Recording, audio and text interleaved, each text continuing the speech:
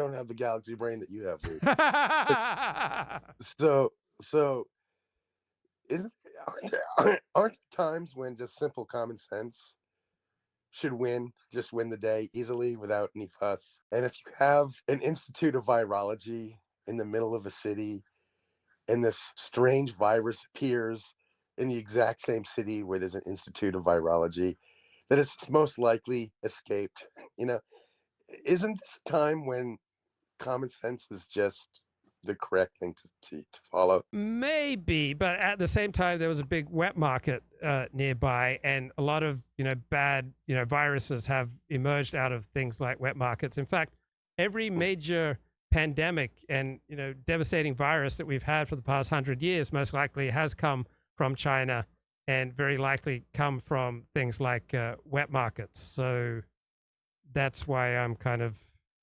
undecided. Yeah, fair enough, but I don't know. But okay, let's even if it turns out that it didn't escape from a lab, isn't it a bit unfair just to say people that believe that it did are conspiracy theorists when there's just such a plausible who done it right before your eyes, and yet the Yes. burden of proof really belongs to the people that say that it isn't or hasn't escaped from the lab.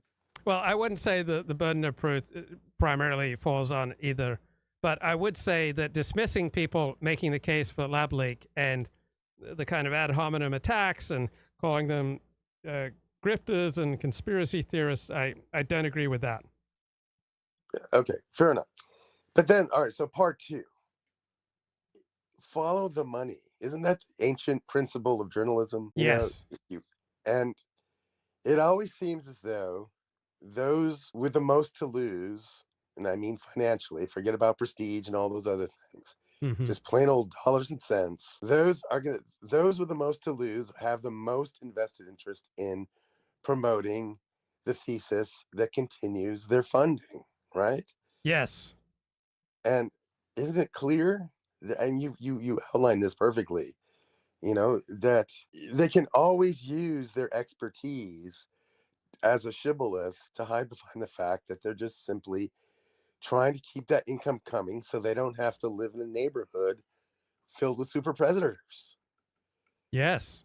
you know? Yeah, like every group wants to protect its expertise and be effective and circle the wagons. And so yeah, there are all sorts of professional reasons why virologists would have contempt for the lab leak hypothesis. Like it would be really Mm, bad for them. Like it would be if you mm. were a virologist and it came out that the pandemic came from a lab leak.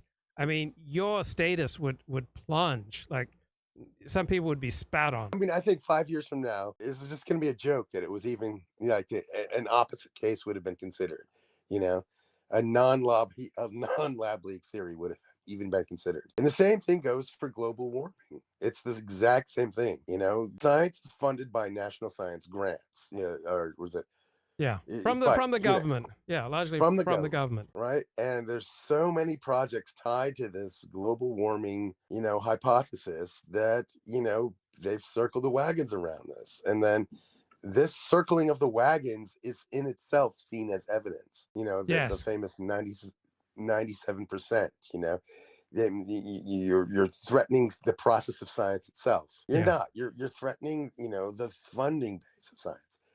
I don't know. It just seems really terrible that, I put in the comment in the chat. If something is incredibly small or incredibly big, that your average person can't apply their common sense to it, you can grift on it.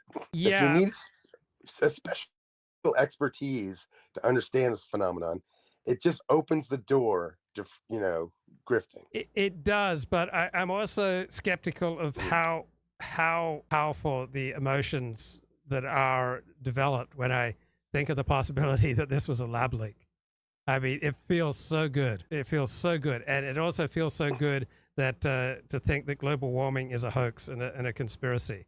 Like it would just justify my rage at all these categories of people who part of me think are playing a game and have rigged the game and have run a giant con in their own best interests and against the public interest. Like, I just start getting filled with rage as I think about it. So basically, what you've done is you've over inoculated yourself. Pardon the vaccine metaphor.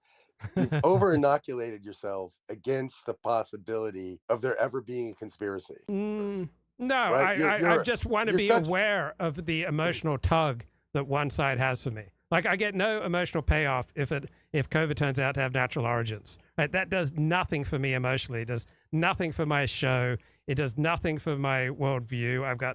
It does nothing for me. On the other hand, if COVID was from a lab leak, I could build 500 shows on that. It's just so appealing to me. And your fear of success, your under earning kicks in. You're saying, there's no way I'm going there. I don't want a big successful show, so I'm not going to go there. No, I just remember the number of women that I inserted myself inside of when that really probably wasn't in either their best interests or my own. And like, I'm just dying to insert myself inside the lab leak hypothesis and the, global warming is a hoax hypothesis. Like, it feels so good. Just like, this woman with E-cup breasts, I just, couldn't wait to take her to bed, but it wasn't necessarily in my best interest or hers. It felt so good. Felt so good. I like how you return to the essentials. Yeah. Now, what if COVID emerged in a place that didn't have an Institute of Virology in China? Yeah, if it was just natural origins, then I get no emotional payoff. I get no orgasm out of that. It does nothing for me. I don't build shows. I don't build blog posts. I don't build a philosophy of life. I don't develop principles for decoding reality. Like, I get nothing. I am just left empty, but not empty in a good way. You're depleted of essence. I am depleted of essence, but not with the pleasure that usually comes with being depleted of essence. I am just, it's like this morning, I got up and I was working on my shorts. So I edited and arranged for about 25 different shorts to be. I've got now 4 YouTube channels. Like, my viewership is up more than 100 times overall because I've got 4 YouTube channels. I'm making all these shorts, but I forgot to take my Adderall. So I just felt like crap. I thought, here I am, this great thinker, this galaxy mind, and I'm just grinding out this, these shorts for people who want, 30-second sound bites. I should be spending my cognitive resources on creating 3-hour shows for people who want, the true, depth that I can bring to a topic. And instead, I'm cranking out these 30-second and 2-minute shorts, and it just felt so icky. But if I'd taken my Adderall, I would have been like, oh, this is great. Think about the hundreds, thousands of people who will now be exposed to my ideas. These shorts, you're trying to whet the appetite for the deeper Fortean analysis. Yeah, but I'm appealing to the lowest common denominator, like people who want 30-second sound bites. But it's cool that, like, the number of comments I get to read now is up 100 times. Number of views is up way over 100 times. Subscribers are going up. It's now, do you offer exciting. links to your main channel? Yeah, I do. Yeah, okay. But it isn't. Okay. I've got 11 people watching right now on YouTube, so apparently isn't affecting the audience for my in-depth live streams as yet. Oh, well, you better take another Adderall then. Well, I took my last one. I took, when I remembered I hadn't taken an Adderall, so I took one at 9:40 this morning. Then I took my second one at 2 o'clock. So it's now 6:41. So Adderall is supposed to last about 4 hours. So I'm now 40 minutes past the end of the Adderall boost. But I feel like I'm still riding on it. It might just be, I might just be fooling myself. But thank God. Oh, and yeah, the chat says, say nothing of flooding subscribers with tease notifications. Yeah, that's not good. And so I've largely stopped adding the shorts to my 2 main channels and instead developing shorts on 2 other channels. But occasionally, like, I'll get a short and I think, oh, this is good. I'll post it with a link to the main show. And then the short might get, 5,000 views, but, almost nobody clicks over to the main show. All right, tell me this.